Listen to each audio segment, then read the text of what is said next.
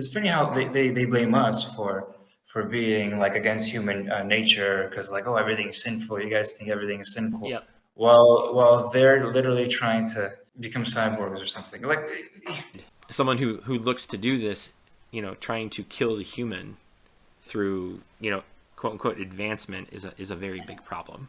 enemy of humanity. Like there's no other like option that you can. Yeah. I don't know if there's any other term that you can. I mean, if they at least allow other humans to have their own decisions and to not do that, that's fine, I guess. Like you can, if you want to try to upload your mind to the matrix, I guess I mean, good luck with that, I guess. I mean, there's going to be a lot of people who die, who just straight die. Like, all right, upload. All right, well, now that person's dead. Exactly. Like if you try to, is it even going to be yours? It can be a copy, like a digital copy of you. Like they have all this whole discussion. Yep. Like I for one, I don't want anything like it's like, okay, I'm gonna put a chip in your brain, right? But like this is the thing about technology. Technology keeps developing, and you have new solutions for things. There is no one way to do something. Like if you want to interface your brain to the machine, you could have a better way to do this, which is just like like a helmet that reads your brainwaves. You already have that. Like why do you need to just develop that further, right? Where you don't have to drill in a chip into my brain, where then I can't remove when I want to, and then I'm going to be like, why would you want to do that when you can develop technology around those issues? And this is the thing. Like, I think ethical constraints is actually a good thing for technological development in many ways, because then it forces us to be creative with new solutions. Right. Exactly. And a good example would be like euthanasia, right? If we want a society to have euthanasia, to the easy way out of just killing people who we think are weak or is a burden to the state and stuff like that, that will actually be a bigger constraint in technological development, be a bigger hamper to technological development Yep. than the ethical constraint of not allowing euthanization. Because although sure you can develop a machine that can kill somebody painlessly, but how much more technological development we wouldn't have if we actually tried solving those medical issues. Parameters promote creativity or growth up to a certain degree, obviously. Too many parameters is a problem, but like what you're saying, like, you're trying to develop a cure for a disease that mostly affects the elderly, but you can adjust that cure and cure something that affects people at younger ages. So you've taken something that applies to mostly an older population and been able to spread it to everyone else in a positive way without killing anyone and without treating people like less than what they deserve to be treated like. Yeah, like one of the things that I was trained in my grad, like I focused on this. I have not actually gotten a position in this because I keep having like problems getting into that sphere because of where I live, but also because of the ethical problems is biostatistician position. There's a lot of ethics involved there. Like if I apply for a position, for example, and I'm analyzing contraception or analyzing abortion that is actively taking place, that creates a lot of like moral problems with myself. Obviously, because as Catholics, like we cannot support them, but if I'm making a living off that, it creates a problem, and it's more so when it doesn't have to be the job that I make a living off of.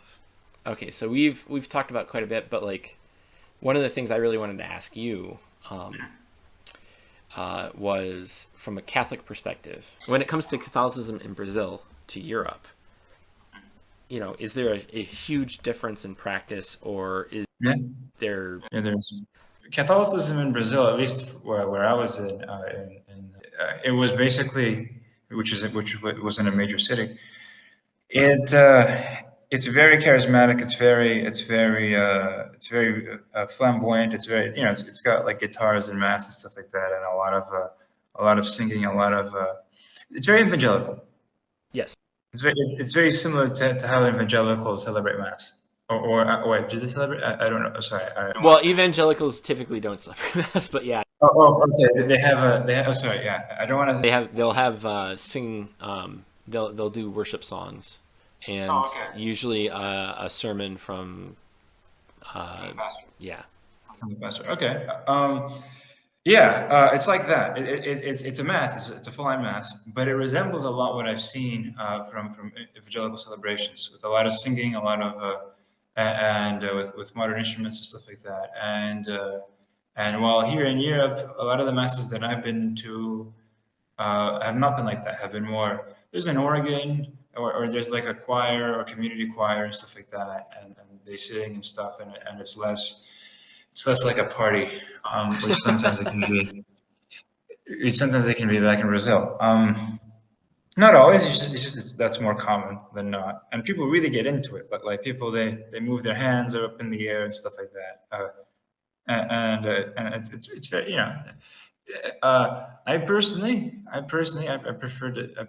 to be a little more contemplative, and also it can be very noisy too. Like it can really do a number on your eardrums sometimes. So yeah, that's one of the issues. Is like Brazilian masses are very loud. Very loud. Like my pastor comes from a charismatic background, but he himself does not, let's just say, within the mass promote that type of features. Like we have a very traditional, we would say traditional because there's, oh my gosh, here is like that whole conversation between evangelical, like Protestant influence and then non-Protestant influence, like that whole conversation is basically very bare here. It seemingly goes on all the time because America is a melting pot of cultures. And so like it is an experiment. It wasn't really tried in terms of like how the religions overlapped and the variety of religion.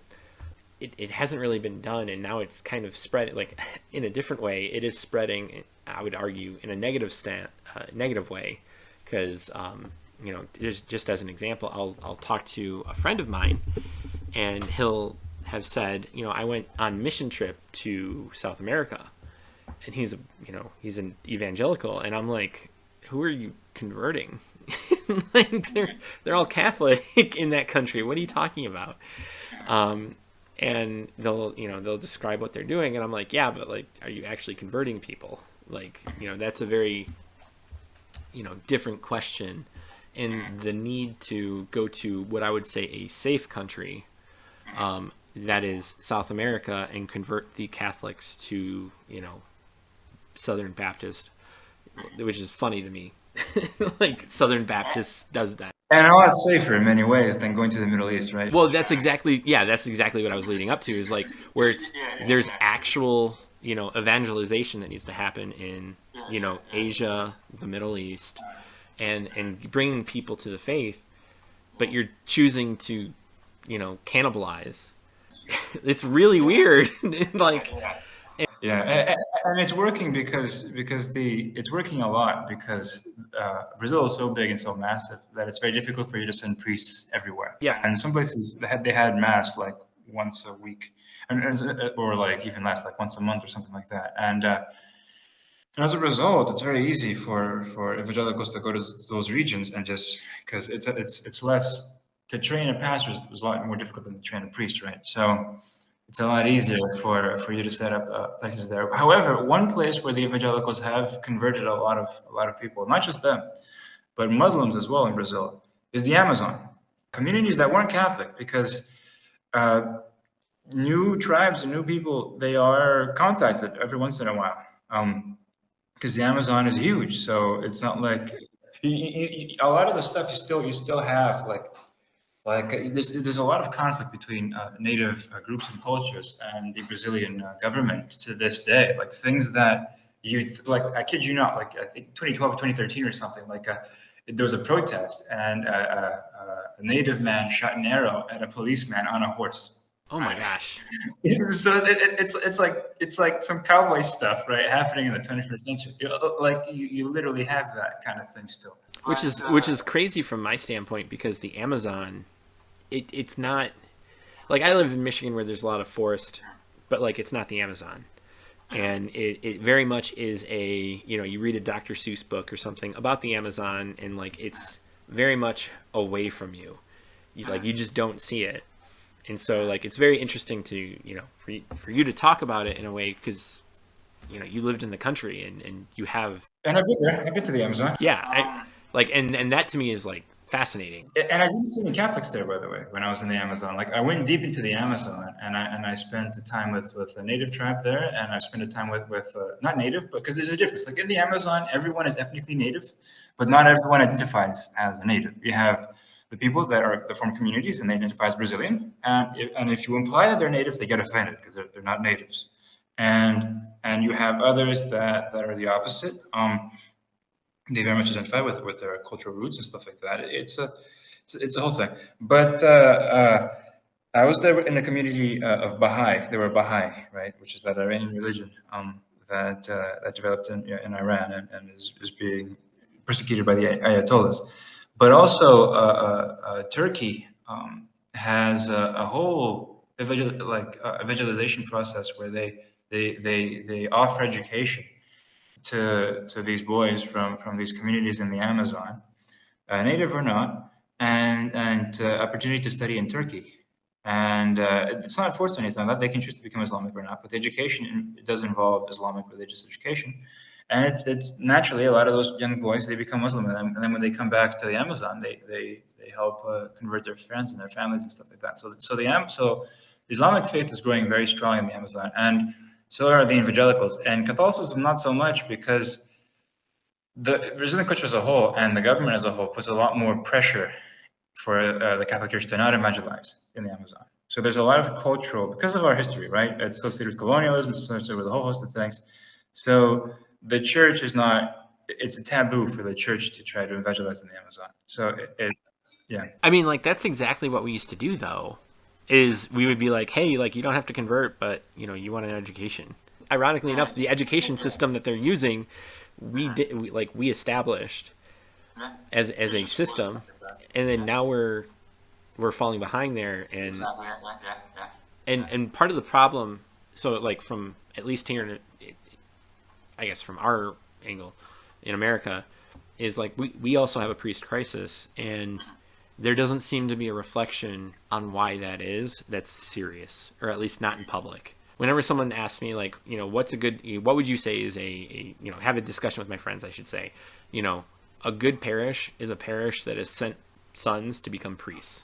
If that hasn't happened at a parish, there needs to be the bishop, in my opinion, as a prudential matter, should really look into why that is, because there's no reason a like, I don't know, I'm surrounded by, I told you, like, in the email, like, I'm surrounded by different rites. Like, within a mile of me, I have a Chaldean rite, a Byzantine rite, and a Latin rite parish, and all of them Catholic.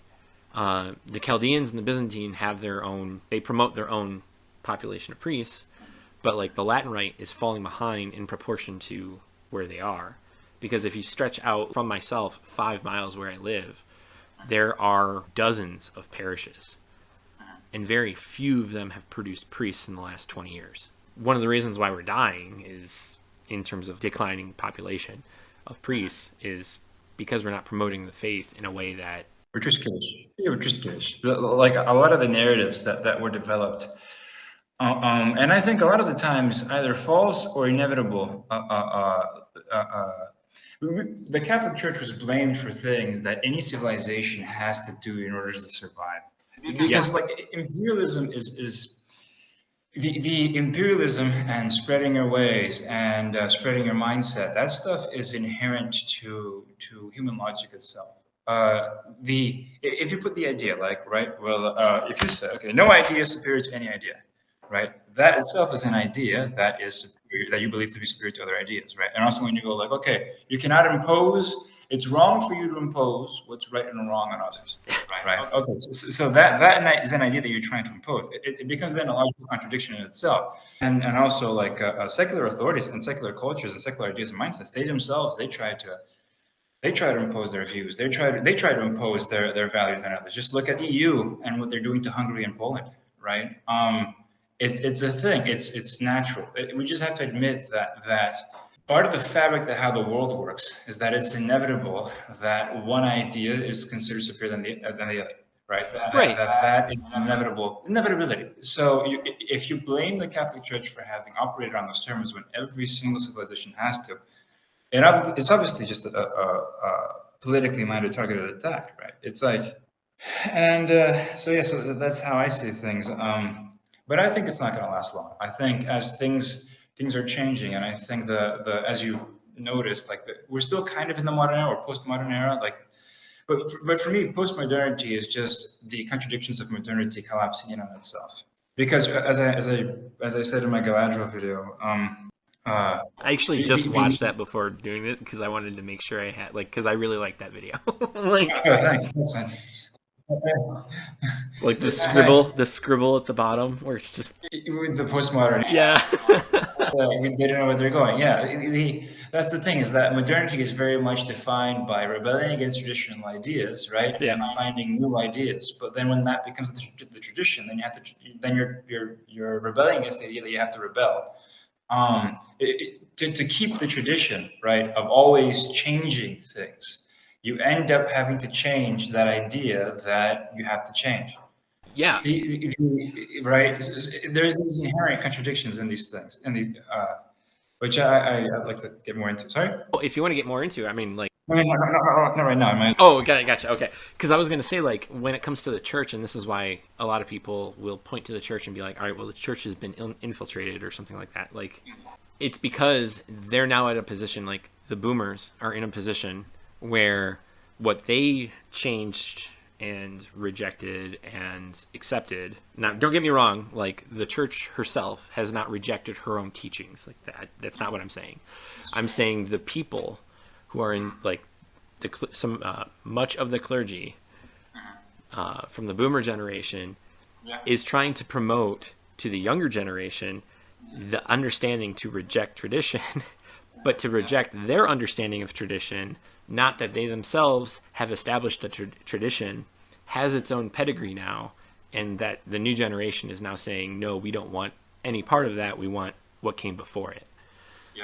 And this is why you're having this influx of the younger seems more conservative than the older, which politically is just crazy because like it's typically the other way around.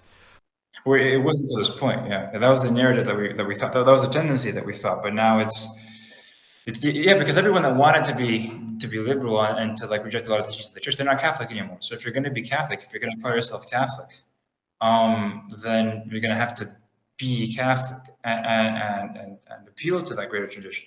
It's for the boomers, like they deserve rebellion, man. I mean, like we need to rebel against rebellion, and that's the only way for us to be cool, Woodstock rebels. I do, because like one of my what is it? The video I did where I analyzed the different attitudes of those that go to the traditional Latin Mass and those that go to the Novus Ordo. At the end of the day, I say like the reason why there's a difference is because one, the parishes themselves are and the priests that are within them promote the teachings of the church as what the teachings are, and the other one is trying to adapt in a way that seems to undermine itself. And don't get me wrong, I go to a Novus Ordo Mass. I don't go to a TLM. I don't think the forms are inconsistent in the sense that they contradict each other. Those that go to the Novus Ordo have, like when you look at the stats, absolutely terrible in terms of the population adhering to the teachings of the faith on very basic things. And so, but what I come to the conclusion on is we need to wait for a generation to pass. We're in a transitional state right now, and there's even within the Novus Ordo, a lot of traditional priests who are like we accept all the counsels of the church, but we're going to focus on practices that actually promote the faith and bring people in, as opposed to trying to look like the world. And that's what I say in the video, because that's the problem. It's not the forms, it's just the forms are an indicator basically for the priests. But like even not so much anymore, because a lot of those in the new Mass they're bringing back Ember Days, which is to a lot of people a brand new subject. They have no idea what that is. But other devotions that historically, were there, and those priests are reminding the laity that this is also the deposit of faith that we have access to, not just what the previous generation has been telling you. So I mean, that's a long-winded way of saying, yeah, like the younger generation. Like, I mean, what? That we have to wait for the boomers to die. Well, so but like that's biblically, but that's biblically sound. From It's a common thing throughout every institution. Like there's a common saying science advances one funeral at a time.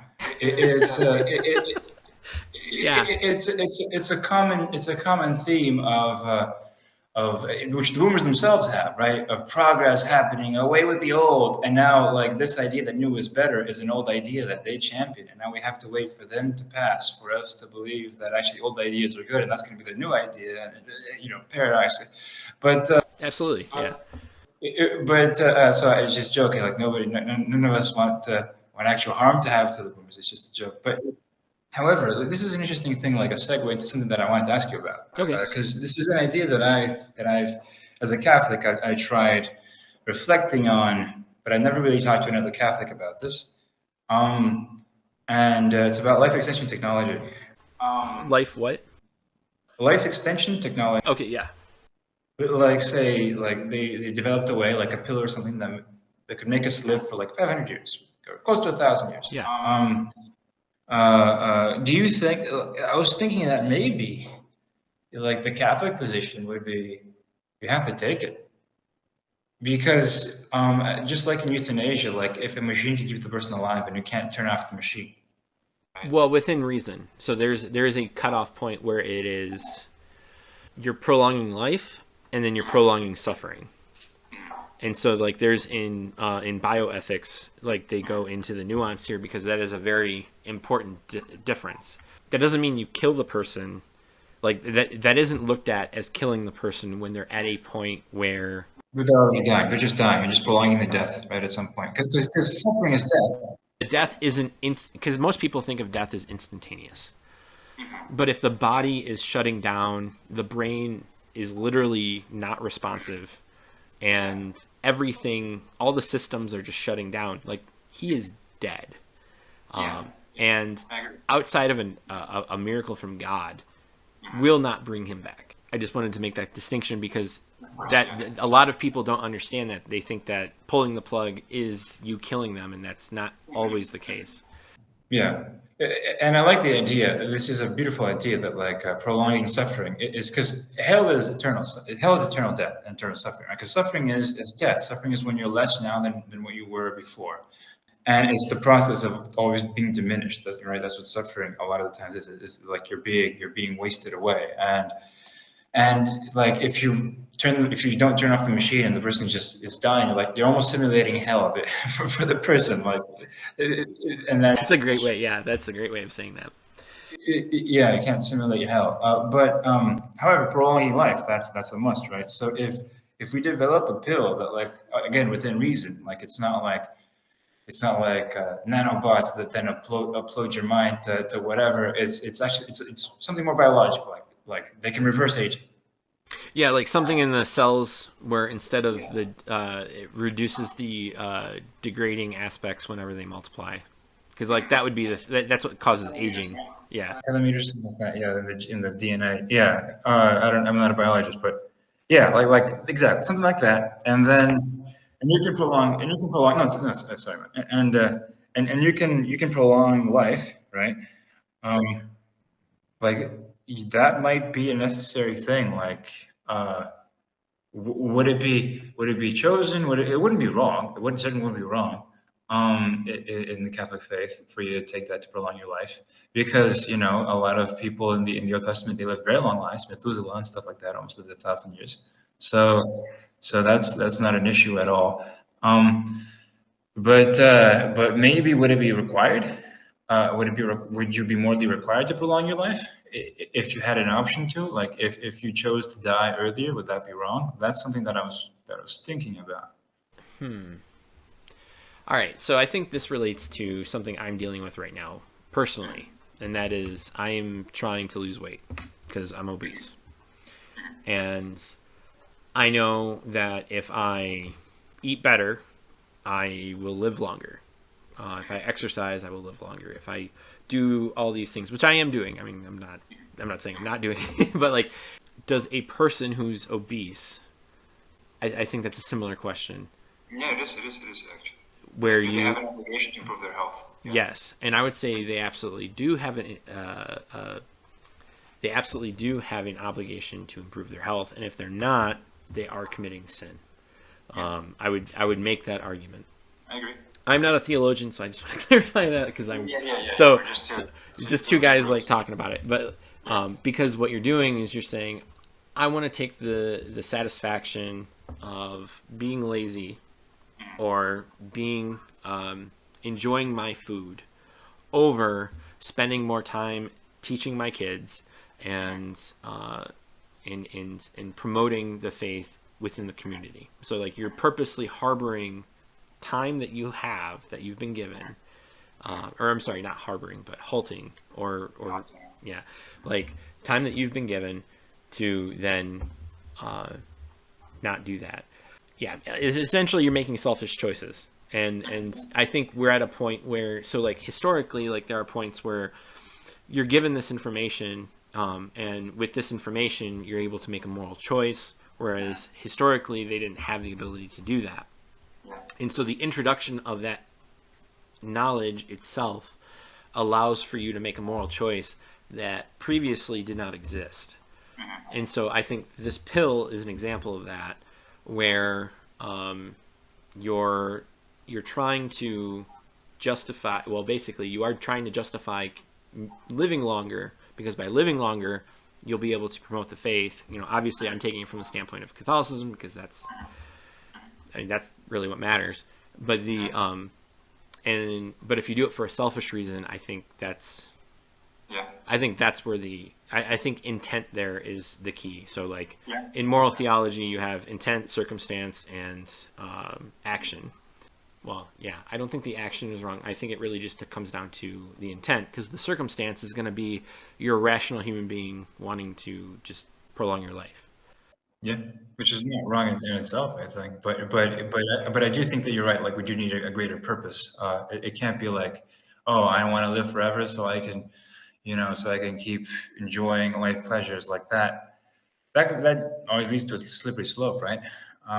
Almost every single time it leads to a slippery slope. But like that's like the thing is, that's why like the Catholic Church, I would argue, is what it means to be truly conservative, because the idea is that you're conserving the truth of what is there, or you're conserving the morality of what is there. And life itself, and conserving life itself, right? You're trying to conserve life. You're trying to keep life going.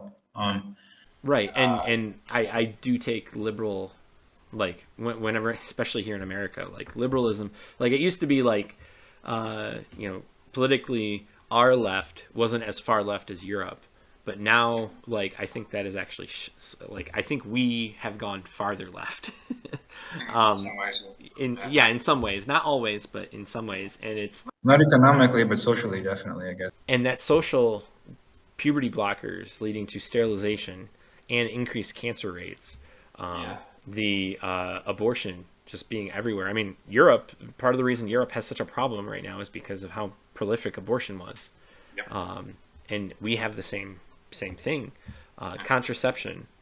Not only does that lead to destroying potential life, because most contraceptions, if it's chemical based, death is involved. It's not just simply a matter of it prevents it, but the mechanisms allow for a conceived egg, which is now a person, not be able to go to where it needs to go and just dies. And at the same time, splitting the foundation of the family, because you've now put up a barrier between the family, or between the man and the woman. All of that has been promoted from, in America, the left. And all of it has led to destruction, just as the Pope said it would, when he did Humane Vitae, which is crazy. When you read that, it's like, oh man, that is the world today. Yeah, indeed. And it's amazing how, like, a lot of these people, like on the left, especially because I'm old enough to remember back in the early 2000s, when a lot of like evangelical soccer moms and stuff like that were getting angry at evolution being taught at schools, right? Yeah. And the left was championing Darwinian theory being taught to kids. But the amazing thing is that all their social policies are the most anti-Darwinian thing. Like if you actually took Darwinism seriously, like you wouldn't promote abortion in your own society. Yeah, Like, exactly. or like all these social policies are anti-Darwinian. And turns out you don't have to believe in evolution to be more evolutionarily fit than the other guy, right? I personally do. I believe in theistic evolution. It's not the church is the church lets you have freedom on this topic, right? Um, Wait, did you say you personally believe or don't believe in theistic? I, I believe in theistic evolution personally. I am more in favor of that than anything else. Like I'm still skeptical about how it is, but like you said, we can choose to be open on this. There's no definitive answer that you need to give. The only thing the church has stated is you can't believe in atheistic evolution. Yeah. That is the only thing it said. Yeah. I think like evolution. I think it's very compatible with Christianity and Catholicism because we have similar. A lot of the conclusions that you would derive from what is the correct social order, evolution seems to confirm, right? And when you look at like the Old Testament, for instance, they're very focused on spreading their progeny, right? On being fit societies and stuff like that. You can't see things they're doing for the glory of God. Yeah. You can't see things in purely biological terms, but it reflects like the biological reality reflects the teaching, right, in the scriptures. And it seems to give you an advantage. But like evolution itself seems to favor God and God's presence in human societies. Just look at all you have to do is look at India, right, and Britain. So Britain is they're mostly atheistic now. They're mostly irreligious, right? And last I checked, like India is like 90% they believe in God. And when you look at like London, you have more Indians owning land in London than British people.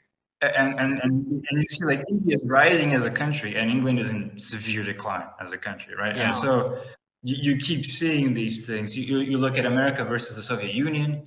When that happens, America starts taking more refuge in their faith, and they put "In God We Trust" in the money, and they put it in the Pledge of Allegiance to the flag, and they become more religious, and they beat the atheist empire, right? Like you have a lot of data, a lot of historical data to see that there's a genuine advantage, like evolutionary advantage to faith. Well, it's like even in psychology. So like I know what is it? Like Peterson even points this out, like you need to have purpose. Like on an individual scale, you need to have purpose. And if you don't have purpose, you're going to die. And then that's the same thing with a country. You need to have purpose, and the purpose can't just be what is it? Right now, like I would probably say climate change is like a huge push.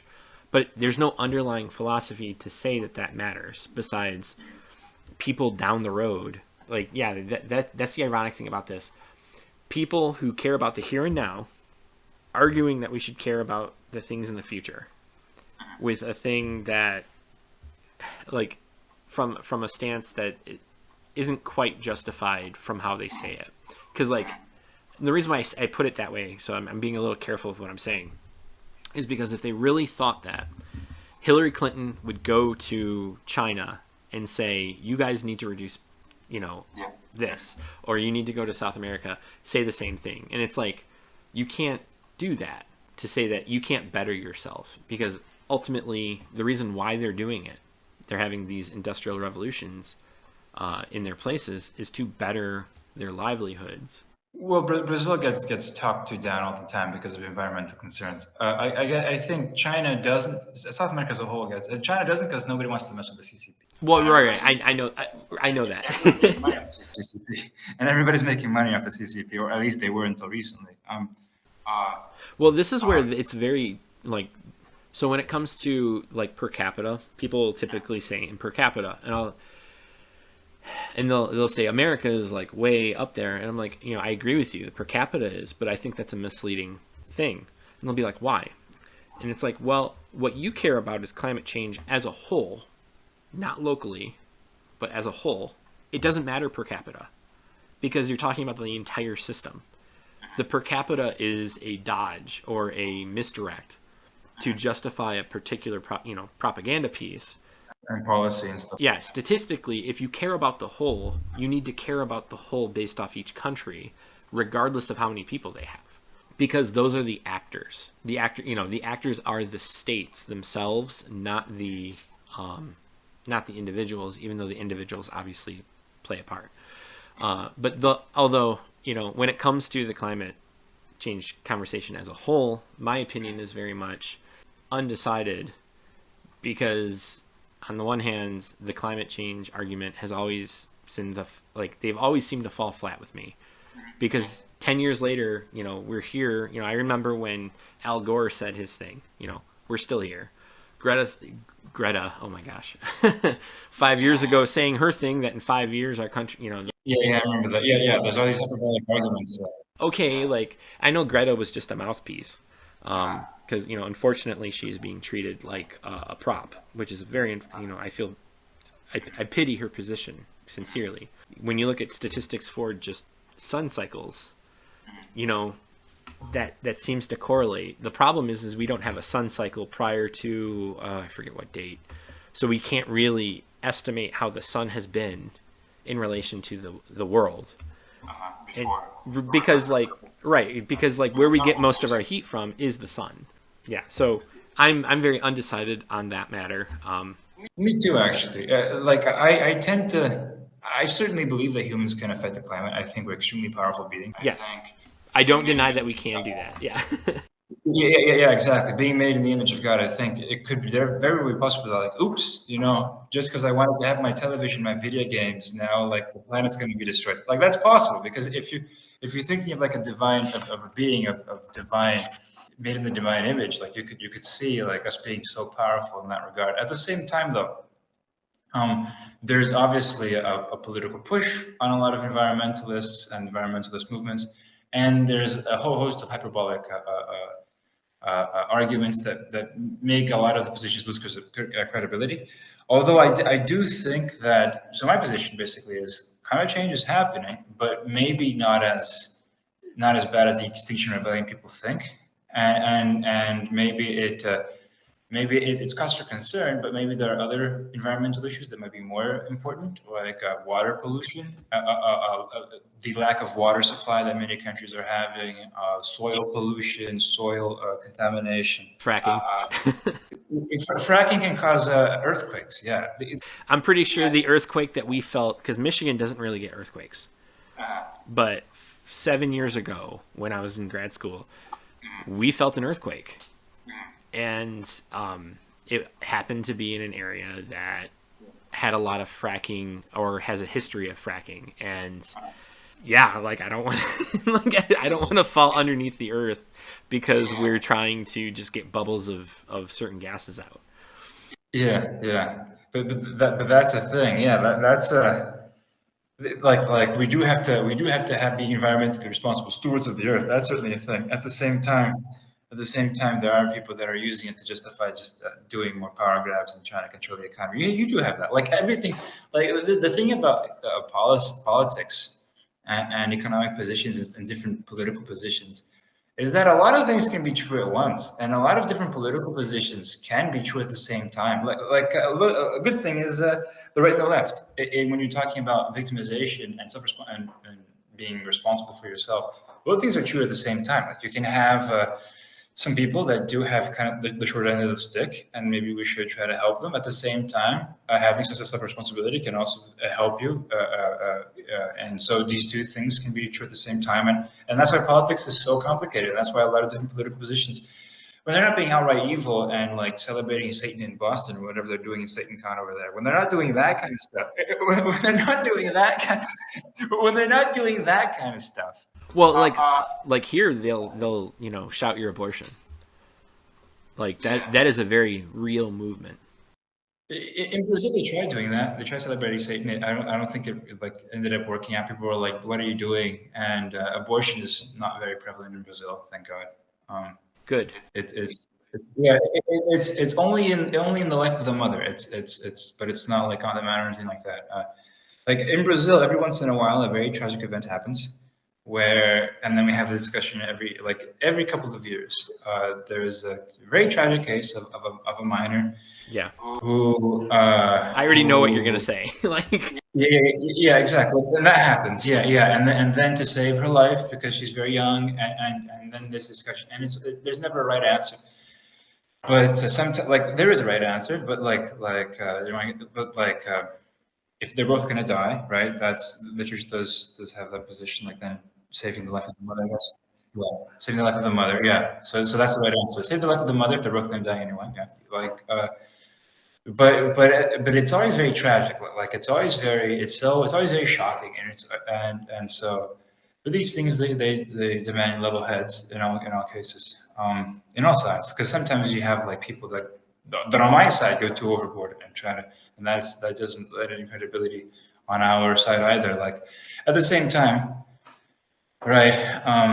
When people say that we can't, that we also have to be a little more aggressive in a good sense, like not in a violent sense, but like championing our values more and not being so passive. That's also true.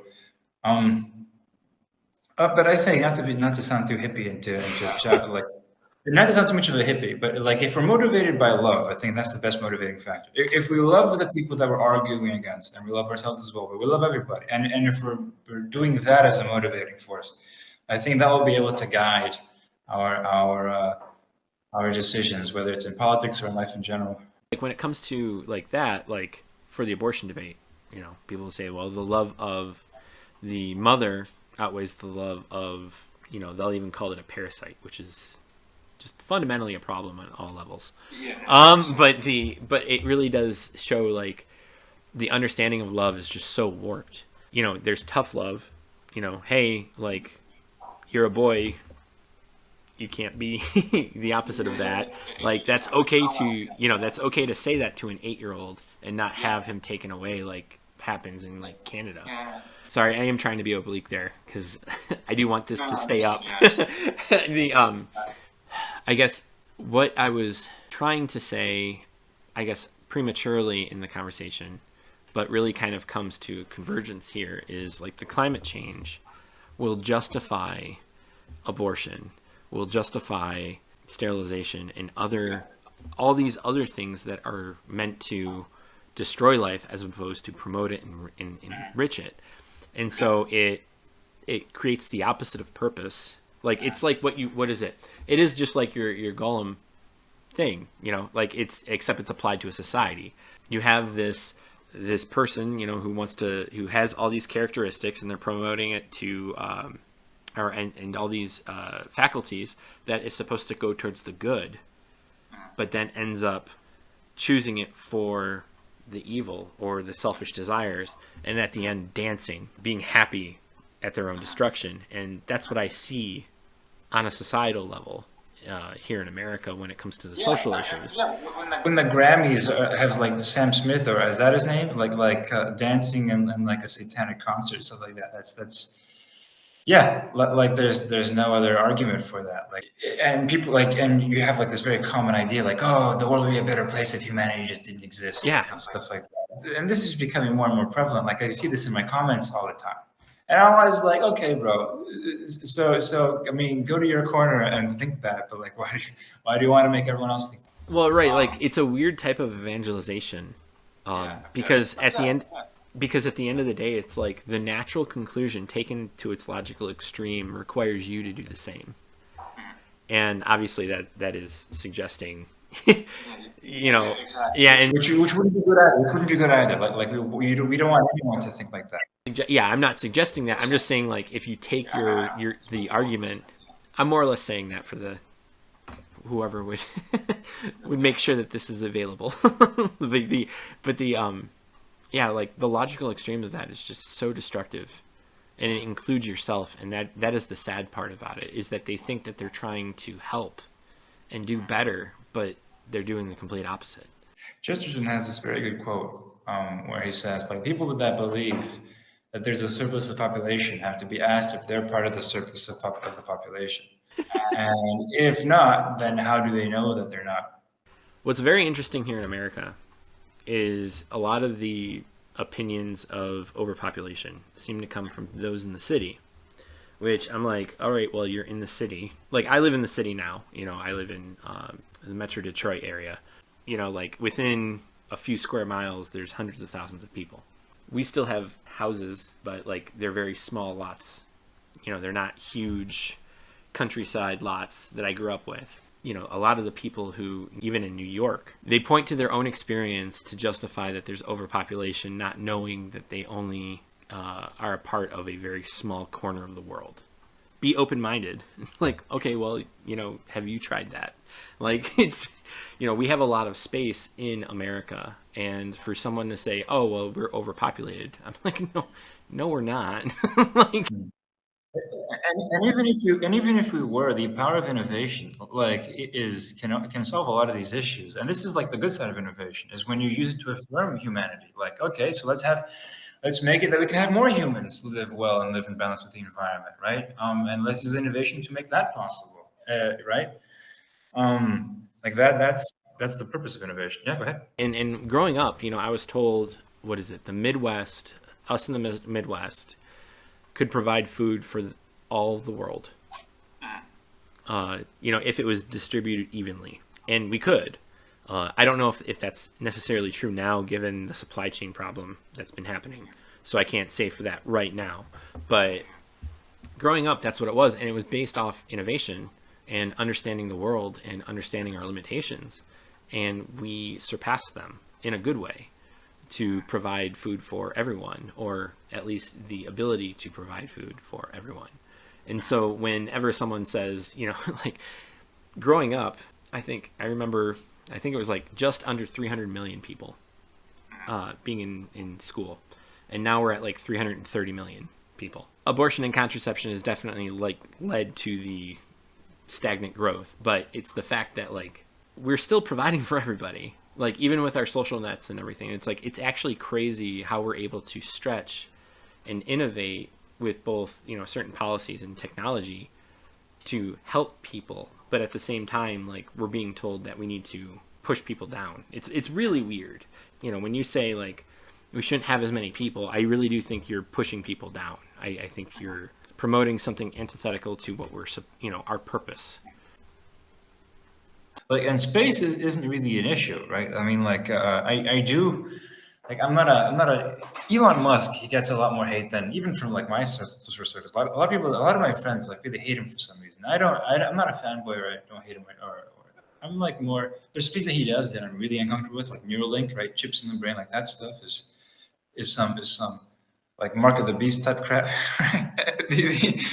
But at the same time, like space colonization and stuff like that I really like, and him innovating SpaceX like that, that's interesting. And I do think that we could maybe terraforming Mars is maybe too difficult, but building on new cylinders, right, that float around in space, that could be interesting. Yeah. And I mean, we already do that now, but in a, very smaller. yeah, in a very small way.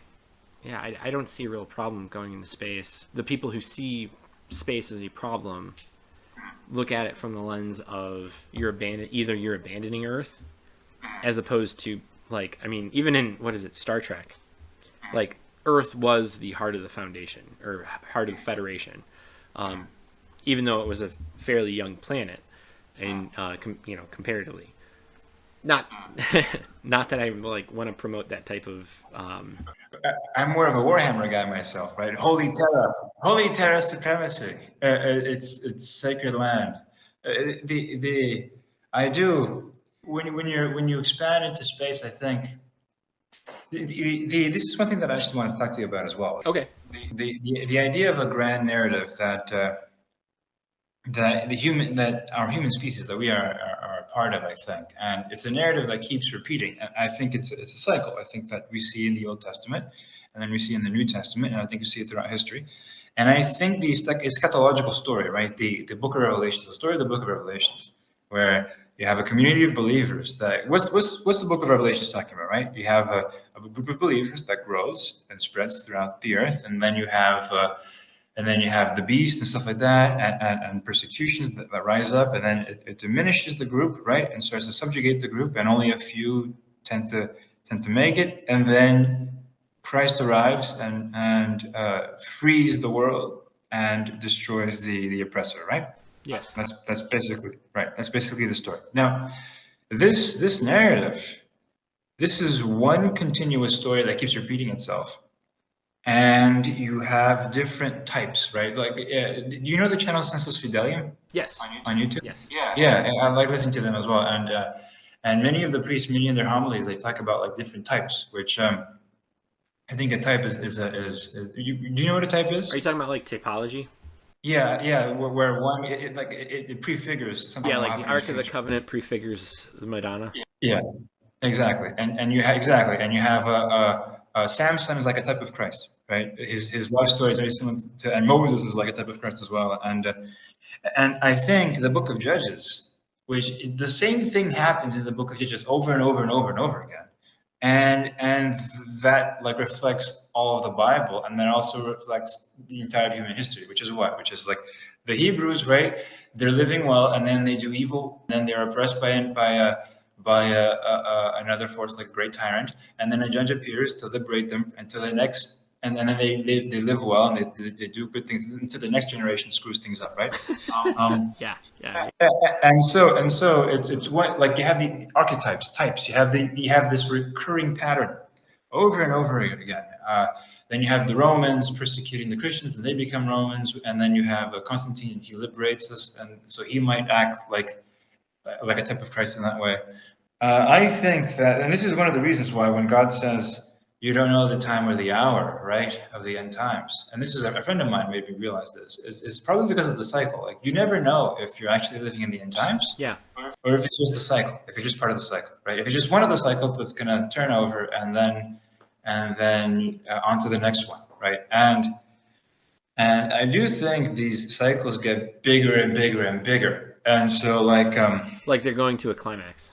exactly, like there's gonna be a final one, like a final cycle where things are. That's yeah, with it yeah, and that's laid out in Revelation in a very Revelations, and it's poetic gonna be way. massive. Yeah, it's going to shake the foundations of existence. Like and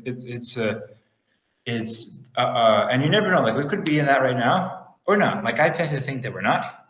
Yeah, like I think I agree with you, even though like in both the church and the world there's a lot of instability. It's happened before, though. Like, it's happened before. These cycles, they keep repeating.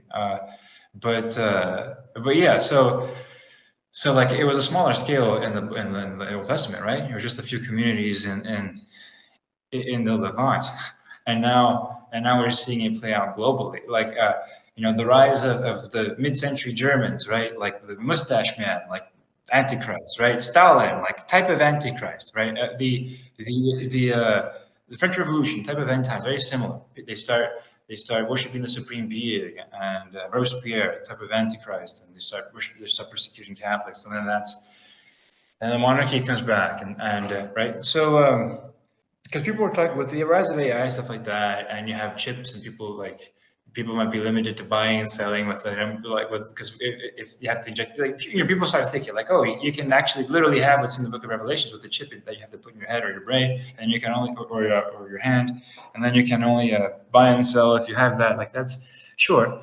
I think like one possibility is that we're just living in a cycle, and things keep going, and then maybe humanity spreads out into space, and this cycle just keeps going and keep getting bigger and bigger, and then it might literally reach, like, let's get crazy, let's just have fun, right?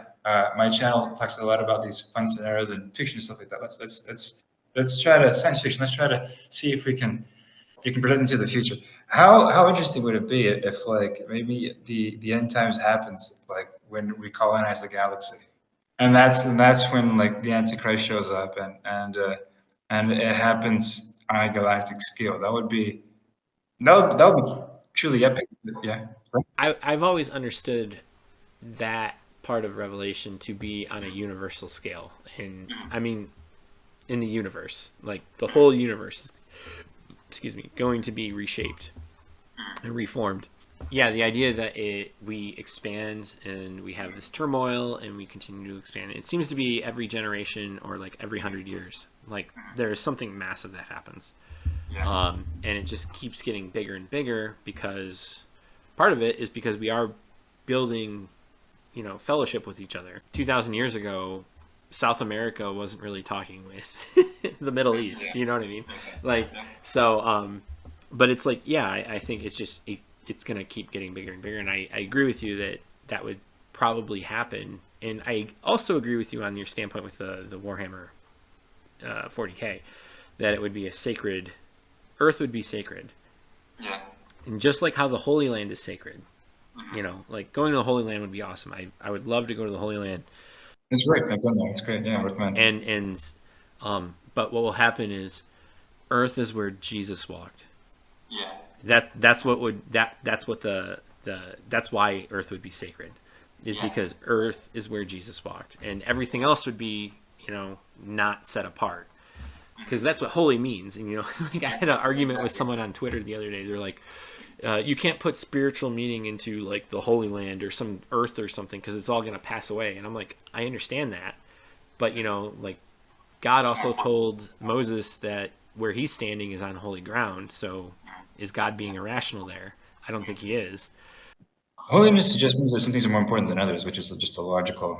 Exactly. Like, I do think we will eventually get to space. I do think SpaceX will be remembered as the privatization of that happening, because governments have basically stopped doing that.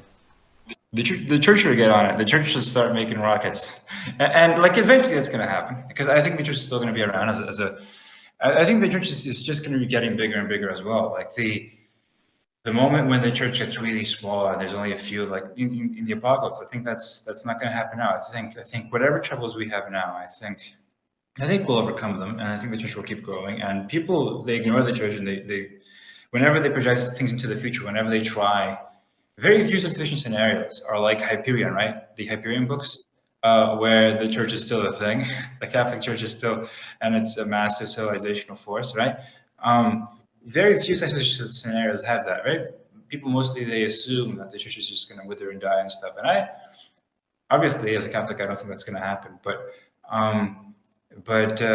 I also think that we're not going to, like, I don't think some Catholics believe that God might actually allow like the church to diminish a lot for many centuries and to just be a small thing. Well, Pope Benedict thought that. Sorry? Pope Benedict actually, I mean, he said that. Yeah. I remember that, and that's one of the things that I'm actually referencing. I don't think that's going to happen, because I'm not sure if that was prophecy, right? And that was mostly his opinion, right? Or I mean, I actually don't even know the rule of that. Like, I look at Humanae Vitae as prophecy, but only because, you know, he was so dead on. Like, reading it is like reading today, even though he did it in the '60s. But I guess I think, you know, I'm kind of seeing it. I don't know where you're at, but like I am definitely seeing a withering of the church in where I live. it is happening. It is happening. And I think by doing so, you're going to get more fervent believers. You just got to get the boomers out of the way. Yeah. I do, but I do think it's going to. I do think that we're in a decline right now, and I do think that God would, if we decide as Catholics, if we decide and the future generations decide not to do our duty in evangelization, not to help the church burn bright, and not to, if we decide to just abandon our duties essentially, and because God only guaranteed that church is going to last forever, right? But He didn't guarantee that it's going to last in your country or in my country, right? So like if we fail in our duty for whatever reason, or choose not to be as fervent as we could be, I guess that could happen. But I don't think I don't think that's a guarantee. I think we could, if we would rediscover our fervor, we could help make the church burn brighter than it ever burned before. And I think depending on the decisions we make right now and what we leave for our descendants, we could leave at least the church that's in the ascendancy, and then they could do their own positive choices and then leave an even greater church for their descendants. And Yeah. this is important, because if we're talking about the salvation of souls, of giving people a way to have hope and to live forever, essentially, with God in heaven and things like that, which I believe. Like I believe I believe there are many different dimensions to existence, right? Nothing in science says that only this world exists, right? To the contrary, like people start theorizing that other dimensions and other forms of existence. Like, so why not something like heaven? I think that if that's a thing, we have to do our duty to help save souls. And one thing is our duty to the church and to help it reverse the decline in the very least.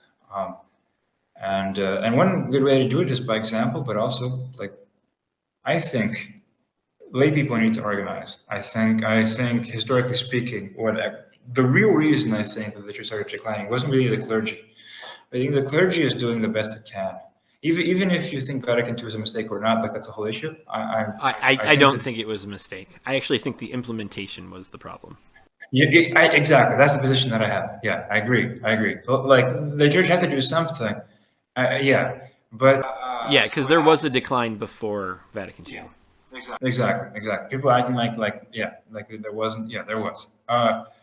And however, I think the real reason is we lay people have been failing the church because the church is not just the clergy. Right. The church has always been the clergy and the lay people, and in the Middle Ages, that existed as the emperor was the leader of the laymen, right? He had authority over secular matters, and he was, and the kings and the emperors, they were the leaders of the lay community essentially.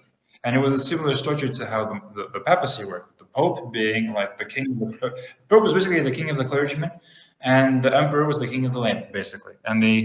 And you had the two swords, right? Just the emperor had to bow to the pope, but at the same time he was autonomous on secular matters, and the pope could intervene in the emperor's secular spheres, right? The pope wasn't like a secular emperor or something like that. At least, I mean, Not during the Romans' time. yeah. But also like in the Holy Roman Empire as well. Even then, like the emperor was also. People have a very like cynical view of like the Pope and the Emperor always competing for power, and you certainly had moments like that, but you also had moments of a lot of both of them doing their part and knowing respecting each other's spheres, but at the same time being Catholic civilization and the Pope having spiritual authority, which is more important than secular authority. But at the same time, the emperor has secular authority, right? Like the Pope's not going to decide economic policy for crying out loud, right? I mean, that's not. What is Aragorn? Yeah. What's Aragon's tax policy? Exactly. I actually hate to do this, but I do have to. Wife's kind of like looking at me through the window. Oh, sorry. You're fine. Like I've absolutely loved this discussion. I do have one question, and then I like. Mm-hmm. Well, okay, yeah, I'll have one question, and then I gotta go. So my wife wanted to ask, what anime do you suggest to watch? For kids? No, for adults. For adults. Oh, for adults. So me and her, we don't let the kids watch anime. But like we watch it together. Like right now we're waiting for the Attack on Titan to finish. And okay. Oh, you watching that? You guys like that? Oh yeah, like and like I loved your video on it because it like pointed like the way you converged the points to be like, well, Catholicism has a solution to this, and how like you presented Christ as the ending this cycle of cannibalistic nature because he's the source of all life. That was beautiful. But we're watching Demon Slayer, which is I know it's like one of the more popular ones, but I really do like how they the Demon Slayer kind of focuses on the humanity of those that turn demon, and it shows like even like innocent people, like how you think to be very innocent can go really really really bad, which I think is there's a lot of Christian themes in there, even though they use the understanding of Shinto. Yeah, so like that's kind of like what we're watching now, but she wanted to ask. All right, I'm gonna give it's a basic answer, especially for a guy who studied political theory. But it's an anime that I've watched several episodes, and I want to finish it. I still haven't. I actually tried having a high dive account so I could actually finish it. And I'm talking about the original one. They tried making a remake, but like the remake, go for the original. You might know where I'm going with this. Legend of Galactic Heroes. Have you seen that one? I have not seen that one. Legend of Galactic Heroes is an epic anime, which is and it just shows like it shows what anime is like in comparison to Hollywood, for instance. Because it's like Star Wars. If Star Wars was a political treaty, and not like a blockbuster, Oh, gotcha. right? Okay. Uh, because like it's like Star Wars, right? Empire versus Republic, but it's actually like Empire versus Republic from a political science perspective, Oh, okay. in the context of space battles. And so you have Reinhardt and Yang, and like Yang is the protagonist on the Republican side, and Reinhardt is the protagonist in the imperial side, and you have these two different space societies, and they're going through like a massive war. And again, you have like Earth is seen as a holy place, and you have the clergy and stuff like that. Now, of course, you have the typical corrupt clergymen and stuff like that, and things that you see, but you just Yeah. No, yeah. I mean, like they had it in Attack on Titan. Like that's completely fine. Yeah. yeah, all the time. Yeah.